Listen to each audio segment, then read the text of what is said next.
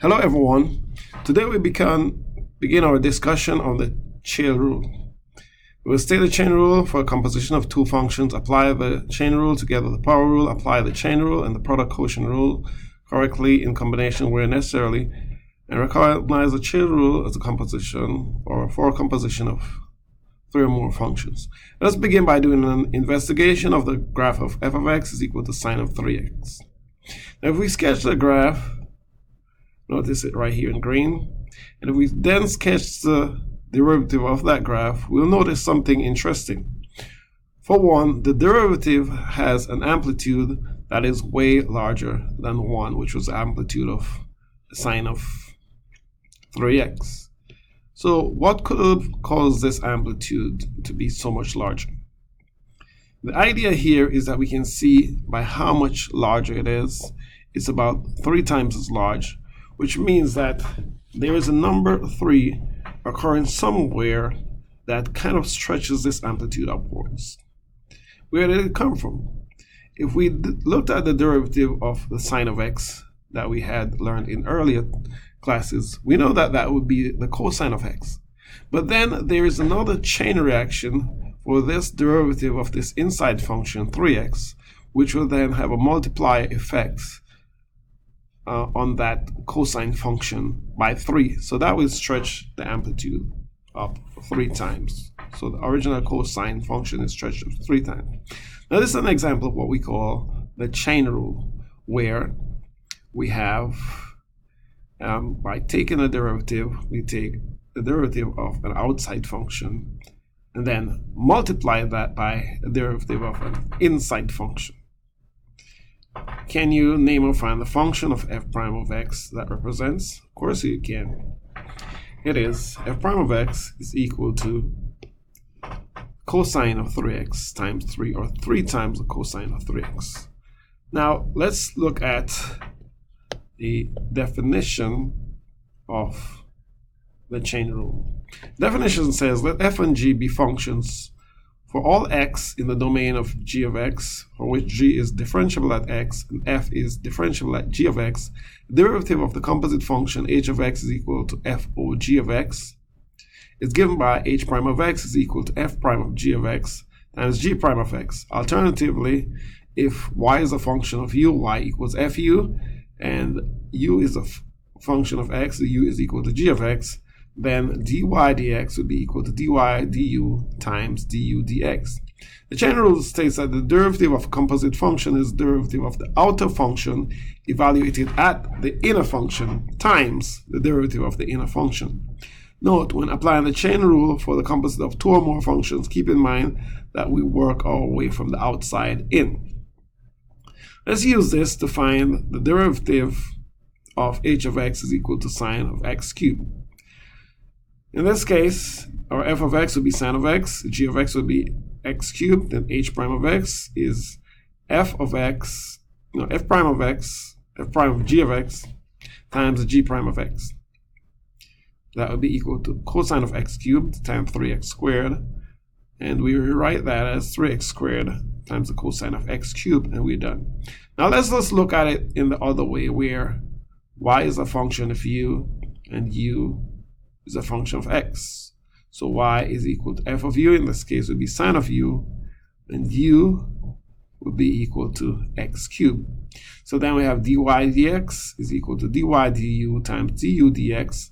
dy du would be cosine of u, du dx is 3x squared. Then plug in the u, as u is equal to x cubed, so that's cosine of x cubed times 3x squared. So that would be equal to 3x squared times the cosine of x cubed. Now let's look at another problem. Find the derivative of h of t is equal to cosine t squared plus 1. Now, in this case, f of t will be equal to cosine of t. G of t will be equal to t squared plus 1. So h prime of t is equal to f prime of g of t times g prime of t. And that is going to be equal to negative sine of t squared plus 1 times 2t be equal to negative 2t times sine of t squared plus 1, and we rewrite it. Now let's look at another problem. The next problem is h of x is equal to tan of x cubed. Now, in this case, our f of x would be equal to tan of x, g of x would be equal to x cubed. Then, for our chain rule formula, h prime of x is equal to f prime g of x times g prime of x. F prime of g of x would be equal to secant squared x cubed. G prime of x is equal to 3x squared. That'd be 3x squared. So, and rearrange that as our h prime of x is equal to 3x squared times secant squared x cubed. Now let's look at another problem. This problem, h of x is equal to 1 over 3x squared plus 1 all squared. Now, let's rewrite this h of x as h of x is equal to 3x squared plus 1 all raised to the negative 2. So then, our f of x would be equal to x to the negative 2. Our g of x would be equal to 3x squared plus 1. So then h of x would be equal to f prime g of x times g prime of x. That'd be equal to negative 2 times 3x squared plus 1 raised to the negative 3 times 6. We multiply the negative 2 times the 6x, we have negative 12x times 3x squared plus 1 all raised to negative 3. And if we rewrite it in our original form, we have that being equal to negative 12x all over 3x squared plus 1 raised to the third power.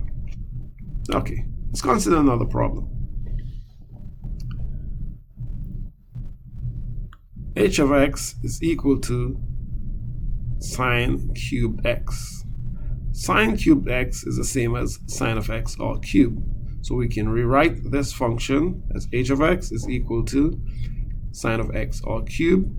And then we can identify our f of x and our g of x. Let's identify our f of x. Our f of x is equal to x cubed.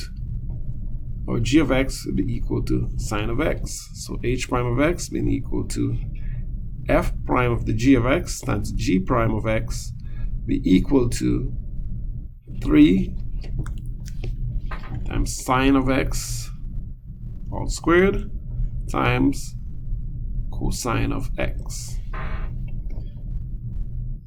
Then you can collect terms. So let it look like the original form.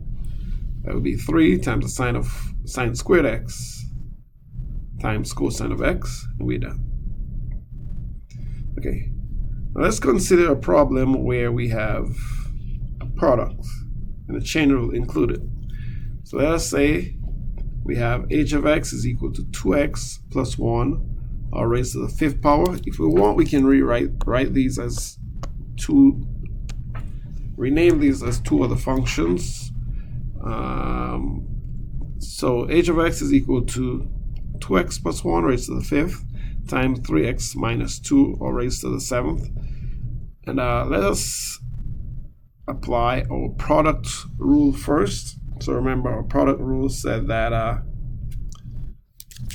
if we have a product f times g, then we're to take f times the derivative of g plus g times the derivative of f. So let's do that first. So h prime of x would be this first function times the derivative of the second function, which is 2x plus 1 raised to the 5th, times the derivative of 3x minus 2 to the 7th, plus our second function, which is 3x minus 2 to the 7th, times the derivative of 2x plus 1 to the 5th. Here we are using or thinking of the product rule. Then we have to rewrite our 2x plus 1 to the 5th and then differentiate our 3x minus 2 to the 7th using the chain rule. So that's going to be 7 times 3x minus 2 to the 6th times the derivative of the inside, which was 3, plus a second function, which was 3x minus 2 to the 7th the derivative of 2x plus 1 to the 5th will be 5 times 2x plus 1 to the 4th times 2. So we applying our chain rule here again. In our next step, we're multiplying terms and then trying to collect like terms and then probably factor. Let's see what we can do with that. So 7 times 3, that's 21. 21 times 2x plus 1 to the 5th times 3x minus 2 to the 6th plus 2 times 5, that's 10 times 3x minus 2 to the 7th times 2x plus 1 to the 4th. Can we find any common factors across these terms? We have a 3x minus 2 here and a 3x minus 2 there. The second one is 3x minus 2 to the 7th. The first one was 3x minus 2 raised to the 6th. Therefore, 3x minus 2 to the 6th is a factor on both sides. Likewise, we have 2x plus 1 to the 4th, and we have a 2x plus 1 to the 5th.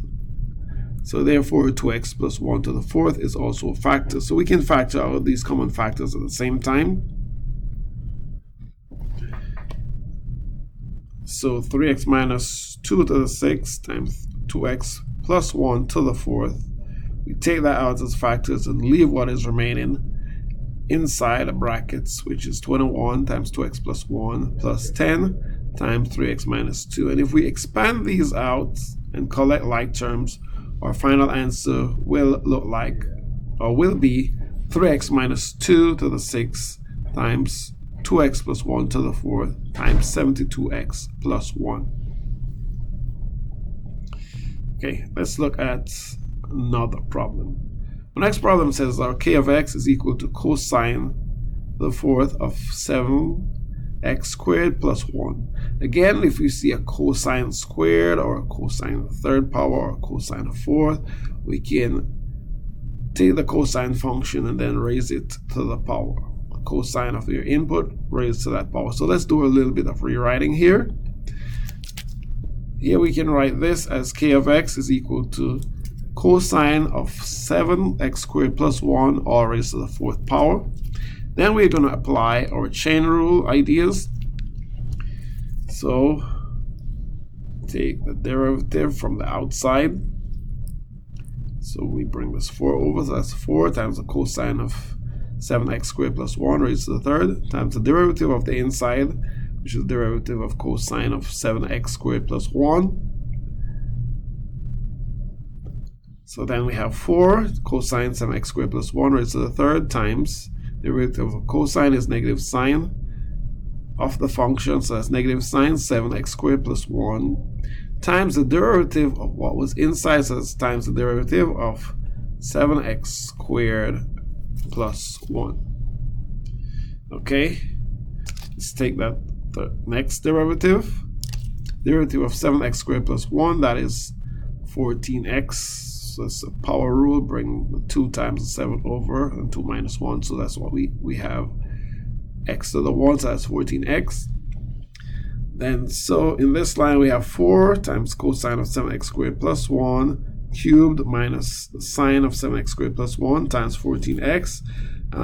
Multiply our coefficients together. 4 times 14 times negative 1, so that's negative 56 sine of 7x squared plus 1 times cosine cubed of 7x squared plus 1, and we're done. Okay, thanks for watching. Please like and subscribe. See you next lesson.